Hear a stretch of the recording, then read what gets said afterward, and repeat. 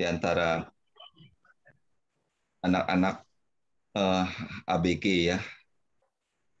Anak saya juga ABG, jadi senang selalu ada hal-hal yang bisa yang baru yang bisa saya sampaikan begitu ya kalau dekat-dekat mereka. Baik, teman-teman sekalian, tema kita hari ini adalah demokrasi or democracy. Ya, ini saya screen share dulu ya. Oke, ini dia.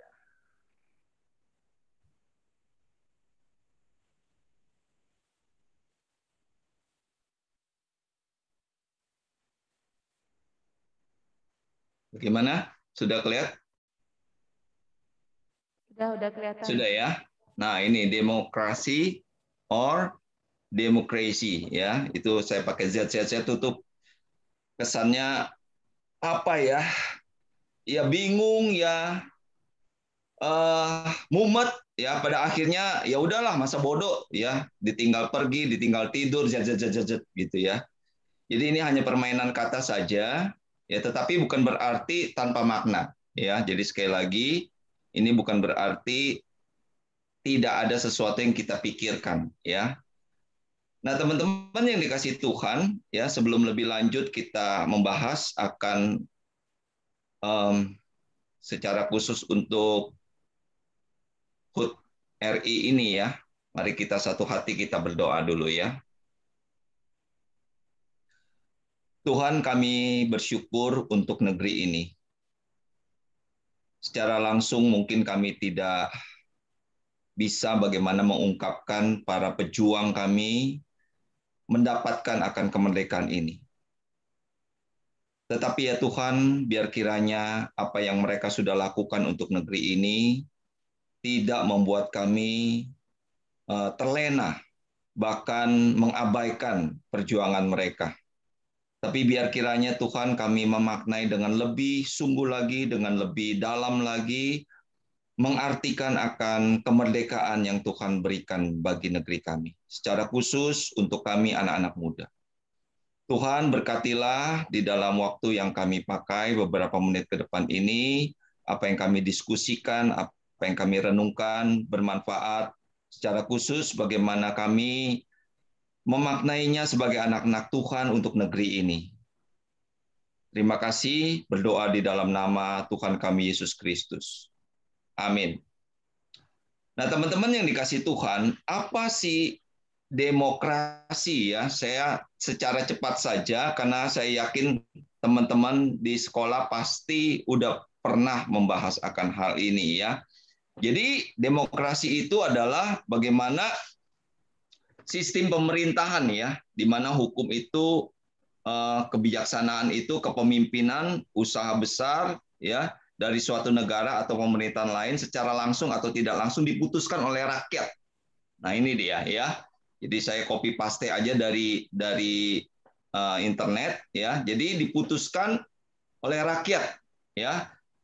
Dan secara etimologisnya ya, kata ini berasal dari bahasa Yunani, demos dan kratos ya. Demos artinya rakyat, kalayak, dan kratos artinya pemerintahan. Nah, menurut Kamus Besar Bahasa Indonesia, demokrasi adalah bentuk atau sistem pemerintahan yang seluruh rakyatnya turut serta memerintah dengan perantaran wakilnya yang terpilih.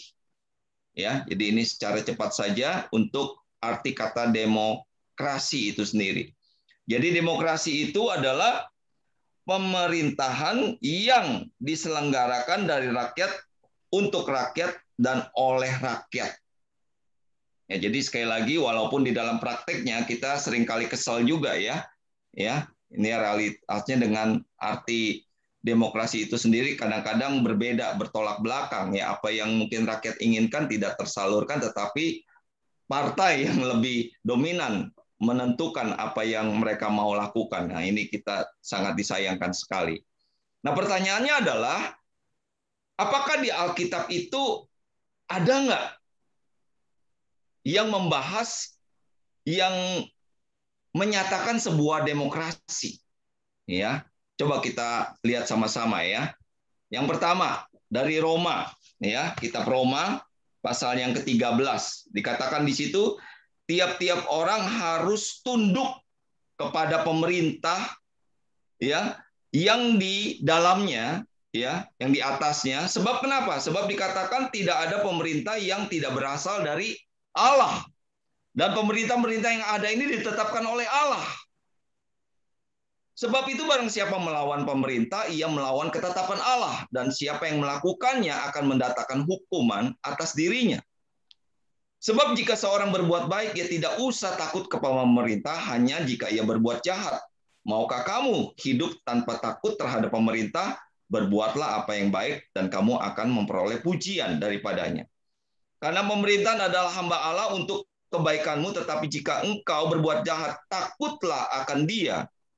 Karena tidak percuma pemerintah menyandang pedang, pemerintah adalah hamba Allah untuk membalas murka Allah atas mereka yang berbuat jahat. Jadi teman-teman yang dikasih Tuhan, pemerintah itu, apa yang diungkapkan oleh Rasul Paulus ini adalah hamba daripada Allah sendiri. Ya, berasal dari Allah sendiri. Tentu kalau kita perhatikan di dalam kehidupan orang-orang Yahudi saat itu, ya, selama pemerintahan itu tidak bertentangan dengan kebenaran Allah, harus ikut. Ya, sekalipun mungkin pemerintahan itu bengis, ya, sekalipun pemerintahan itu tidak tidak menjalankan segala sesuatunya dengan baik, ya, selama dia melakukan memerintah dengan atas dasar kebenaran firman Tuhan, kita harus ikuti. Ya, jadi selama pemerintahan itu kebenaran yang dilakukan, harus ikutin. Ya, tentu ada di dalam kehidupan orang-orang Yahudi saat itu, khususnya orang-orang Romawi, ya, menginginkan supaya kaisarnya itu disembah sebagai dewa. Nah, ini harus ditolak begitu ya, karena ini tidak masuk di dalam kebenaran firman Tuhan. Nah, selanjutnya dikatakan, nah ini dia nih, ya, dari tadi yang saya katakan, selama pemerintahan itu berjalan di dalam kebenaran Allah, silakan, ya. Jadi Tuhan Yesus itu dicobai, ya, untuk melakukan hal-hal yang mungkin bertentangan dengan pemerintah, ya. Jadi mereka ini bertanya nih, apakah diperbolehkan membayar pajak kepada kaisar atau tidak? Haruskah kami membayar pajak atau tidak? Nah, tetapi Tuhan Yesus mengetahui kemuntafikan mereka, lalu berkata kepada mereka, mengapa kamu mencobai aku? Ya, jadi sebenarnya mereka udah tahu, cuman mau istilah cari gara-gara aja begitu ya. Bawalah kemari suatu dinar supaya kulihat. Lalu mereka bawa, maka ia berkata kepada mereka, gambar dan tulisan siapakah ini? Jawab mereka, gambar dan tulisan kaisar. Lalu kata Yesus kepada mereka, berikanlah kepada kaisar apa yang wajib kamu berikan kepada kaisar, dan kepada Allah apa yang wajib kamu berikan kepada Allah. Mereka sangat heran mendengar dia. Jadi sekali lagi teman-teman, ya, ini contoh yang real bagaimana kita mendukung pemerintah selama pemerintah itu menjalankan sebuah kebenaran yang memang untuk rakyat, ya, untuk pembangunan dari sebuah negara, yaitu dengan pajak ini sendiri. Nah, lebih lanjut lagi ya, kalau kita bahas tentang bagaimana rakyat itu yang memerintah, nah ini dia Nehemia, ya, kitab Nehemia. Saya menggarisbawahi itu, kita bangun kembali tembok Yerusalem supaya kita tidak lagi dicela. Kata kita di situ, ya. Jadi sebuah negara itu bukan berarti sebuah negara di mana kita tidak berpartisipasi, teman-teman. Ya, kalian ada di Indonesia, kalian harus dan saya berpartisipasi di dalamnya. Nggak mungkin nggak. Ya, sekali waktu saya bikin status ya, saya bilang hidup NKRI begitu ya. Lalu ada teman saya kirim dari status saya itu, dia percuma katanya, kita pasti diabaikan katanya ya, karena kita minoritas. Saya bilang itu oknum, ya, jangan dengerin seperti itu oknum. Betul memang ya, ada sejarah-sejarah kelam dalam negeri ini ya, seolah-olah kita minoritas ini diabaikan begitu ya. Bahkan seolah-olah juga mungkin bagi sementara orang ini penindasan begitu ya. Tapi itu oknum, saya bilang. Ya, mari kita memikirkan bagaimana ke depannya negeri ini kita bangun dengan spirit yang ada dalam diri kita. Seperti itu. Ya. Nah, ini dikatakan kita bangun kembali tembok Yerusalem supaya kita tidak lagi dicela. Jadi sekali lagi saya menggarisbawahi kata kita di sini. Nah, teman-teman yang dikasih Tuhan, bagaimana dengan Rasul Paulus? Lebih lanjut dikatakan di dalam Galatia pasal yang kelima, ya, ayat yang ke-13 dikatakan di situ apa? Saudara-saudara, memang kamu telah dipanggil untuk merdeka, tetapi janganlah kamu mempergunakan kemerdekaan itu sebagai kesempatan untuk hidup dalam dosa. Melainkan layanilah seorang akan yang lain oleh kasih. Jadi kemerdekaan itu bukan berarti, kalau di dalam bahasanya politik itu ya, politikus itu reformasi yang kebablasan begitu. Reformasi sih reformasi, tetapi kebablasan ya. Artinya jadi nggak ada aturan begitu. Ini kemerdekaan bukan berarti nggak ada aturan, teman-teman. Ya, kemerdekaan justru dengan aturan-aturan yang jelas, aturan-aturan yang tegas yang kita dapatkan. Inilah kemerdekaan. Jadi nggak sesuka-suka kamu, nggak seenak-enak kamu melakukan kemerdekaan ini. Ya, jadi salah satunya adalah layanilah seorang akan yang lain. Teman-teman, saya ingatkan ya, kalau kalian sudah tidak punya rasa simpatik lagi, bahkan berempati dengan orang lain, hati-hati teman-teman. Ya, jangan-jangan memang kita sedang bukan menjadi hamba kebenaran, tetapi hamba dosa. Karena orang yang sudah tidak lagi berempati, bersimpatik dengan orang lain, ya, jangan-jangan memang kita tidak di dalam kondisi merdeka secara rohani. Kita masih diikat, ya, dibelenggu dengan dosa. Oleh sebab itu, gambaran ini jelas nih, ya. Jadi teman-teman perhatikan, ya. Jadi kemerdekaan kita itu, dosa itu yang pada awalnya itu mengikat kita. Kita dibelenggu, kita nggak bebas. Kita melakukan segala sesuatu berdasarkan diri kita sendiri, kepuasan diri kita sendiri. Ya, tidak ada kebenaran, tidak ada hal-hal yang mengkoridor kita. Pokoknya bebas saya lakukan. Ya, perut ya perut gua, pikiran ya pikiran gua, bebas aja. Ini namanya kita masih di dalam belenggu dosa, teman-teman. Justru saat kita melakukan kebebasan yang kebablasan ini, itu menunjukkan bahwa kita tidak bebas. Karena kenapa? Karena tidak ada kebenaran-kebenaran yang menjadi koridor-koridor kita. Tidak ada sesuatu yang benar-benar menjadi satu batasan di batasan kita. Sehingga Rasul Paulus katakan, kalau kamu sudah mendapatkan Injil, ya, hati-hati dengan Injil yang lain. Injil itu membebaskan, ya. Tetapi dosa itu membelenggu kamu. Nah, ini dia, ya. Jadi kalau sampai di dalam hidup kita, kita tidak lagi melayani seseorang di dalam kasih, berarti jangan-jangan kita masih di dalam belenggu dosa. Injil belum membebaskan kita, ya. Kita masih di dalam belenggu dosa, teman-teman. Nah, teman-teman yang dikasih Tuhan, saya langsung saja, ya, memaknai 76 tahun Indonesia merdeka. Ya, temanya sekarang ini Indonesia tangguh, Indonesia tumbuh. Wah, bagus ya. Ya, tangguh dan tumbuh. Ya, jadi bukan hanya kuat tetapi juga bertumbuh, ya. Apa sih yang membuat kita tetap tangguh dan membuat kita tetap tumbuh? Ya. Nah, teman-teman,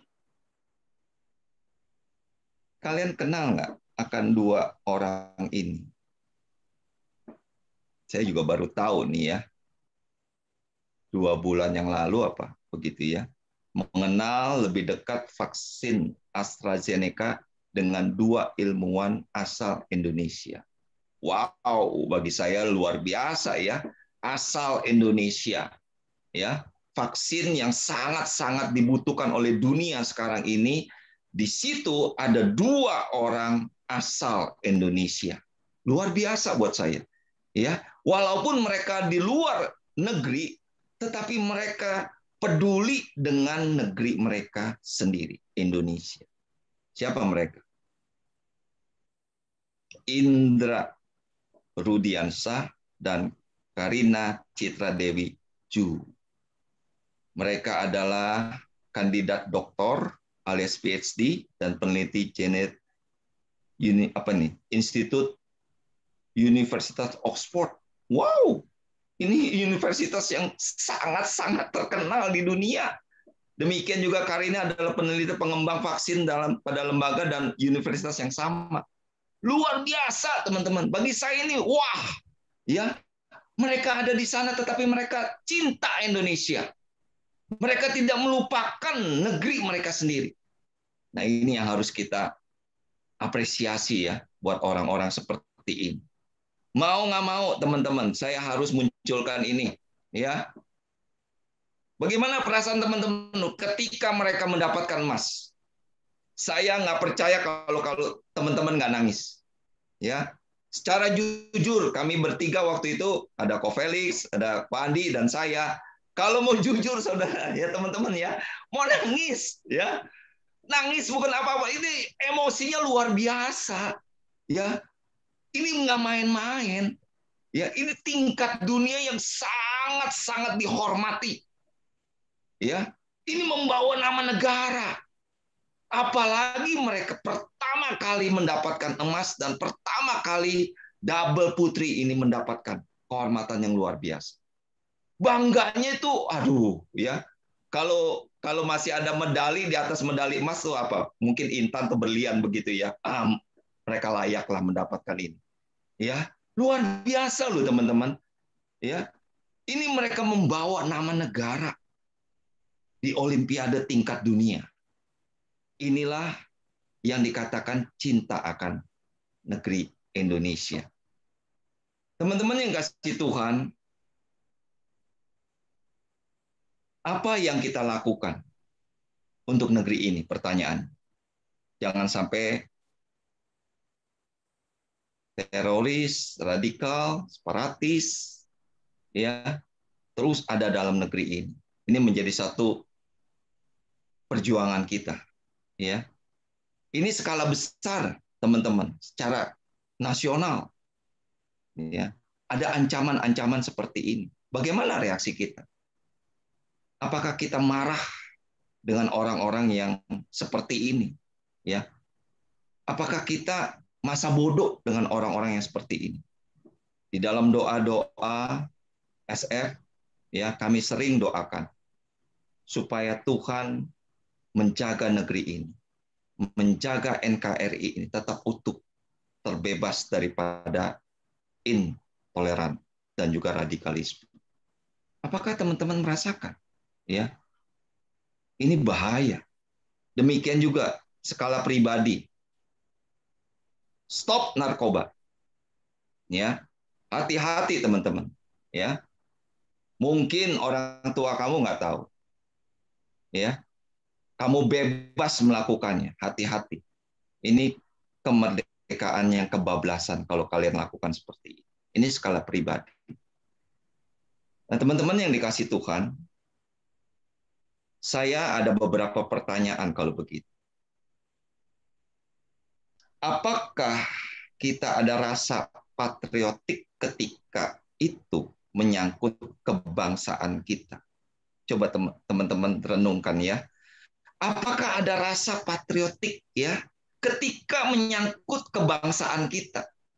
Pada waktu lagu Indonesia dinyanyikan tadi, teman-teman merasa nggak ada satu getaran-getaran psikologis yang iya loh, negara saya ini merdeka loh, negara saya ini benar-benar dianugerahi Tuhan loh. Apakah teman-teman merasa atau ya biasa aja, Pak Nathan? Ya, tiap Senin saya naikkan pujian itu, ya lagu itu biasa aja. Apakah nggak ada rasa kesungguhan? Ini adalah lagu kebangsaan Indonesia Raya yang sangat-sangat saya hargai. Produk UKM, Ya, kearifan lokal. Apakah kita bangga nggak? Ya, kuliner makanan. Ya, apakah kita lebih mencintai kuliner masakan orang lain? Ya, bukan berarti nggak boleh, teman-teman. Ya, tapi rasa kebangsaan itu harus nyata juga, begitu kan? Ini hal-hal yang sangat-sangat sepele kedengarannya, kelihatannya. Budaya setempat. Kita merasakan nggak kekayaan itu luar biasa negeri ini. Ya, makanannya, budayanya, kearifan lokalnya. Ya, walaupun memang kadang-kadang memang kita melihat ada sesuatu hal yang perlu kita diskusikan, tetapi itulah kearifan lokal di mana mereka ada dan kita menghargai mereka, ya, dengan budaya-budaya mereka setempat. Nah, teman-teman yang dikasih Tuhan, ya, ada pepatah yang seperti ini. Hujan emas di negeri orang, hujan batu di negeri sendiri. Wow, bagi saya ini kalimat yang sangat-sangat powerful sekali. Hujan emas di negeri orang, hujan batu di negeri sendiri. Tentu ini adalah suatu kalimat, ya, bukan kesungguhan, ya. Biarpun di negeri orang itu begitu wah, aku ada di negeriku sendiri. Dan aku akan membangun negeri dengan apa yang ada padaku. Teman-teman yang dikasih Tuhan, tokoh reformator, ya, reformator maksud saya, mengatakan begini, Bung Karno, perjuanganku lebih mudah karena melawan penjajah. Namun perjuangan kalian akan lebih sulit karena melawan bangsa sendiri. Ya. Bung Karno pernah mengatakan perjuanganku lebih mudah, kelihatan, ya. Senjatanya kelihatan, orangnya kelihatan, mungkin pakaiannya juga kelihatan, ya, karena berbeda dengan bangsa kita waktu perjuangan seperti itu, ya. Ya. Mereka dengan senjata yang lengkap, kita masih pakai bambu runcing, begitu kan? Ya, ala kadarnya. Mungkin juga nggak pakai baju lengkap, mereka dengan baju yang lengkap ala militer. Perjuanganku lebih mudah, Bung Karno bilang. Namun perjuangan kalian akan lebih sulit karena melawan bangsa sendiri. Teman-teman yang dikasih Tuhan, mari kita berjuang untuk bangsa dan negara kita ini. Ya, apa sih yang bisa kalian perjuangkan? Sekali lagi teman-teman, kalau rasa empati dan simpatik itu sudah tidak lagi ada di dalam jiwa kita sebagai berbangsa dan bernegara, hati-hati. Jangan-jangan memang kita belum merdeka secara rohani. Ya, merdeka secara rohani di dalam Injil akan memungkinkan kita memberikan sumbangsih bagi bangsa dan negara ini lewat cita-cita kalian. Ya. Silakan kalian pergi ke negara-negara lain, cari ilmu. Setelah dapat, bangun negeri ini baik-baik. Ya, silakan, ya, ke mancanegara, cari ilmu, dapat, bangun negeri ini.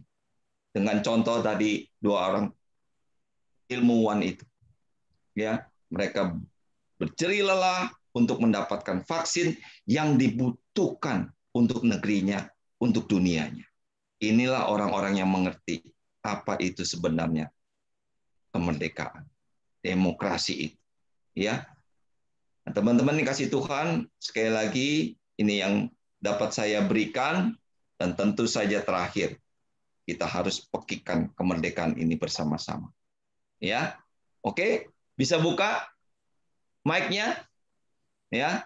Kita pekikan kemerdekaan ini, ya, dengan menyatakan saya merdeka dari dosa. Saya mau bersimpati, berempati untuk negeri ini dengan apa yang ada pada diri saya. Oke ya? Oke ya, 3 kali ya. 1, 2, 3. Merdeka! Merdeka! Merdeka! Merdeka! Merdeka! Belum pas, belum semuanya nih Musa. Ya, ayo bersimpati untuk negeri ini, berempati untuk negeri ini. Kita serukan 1, 2, 3. Merdeka! Merdeka! Merdeka! Merdeka! Tuhan Yesus berkati kita. Silakan dilanjutkan. Baik, saudara sekalian ya, teman-teman. Kita bersyukur kepada Tuhan. Tonton Nathan boleh stop share screen dulu.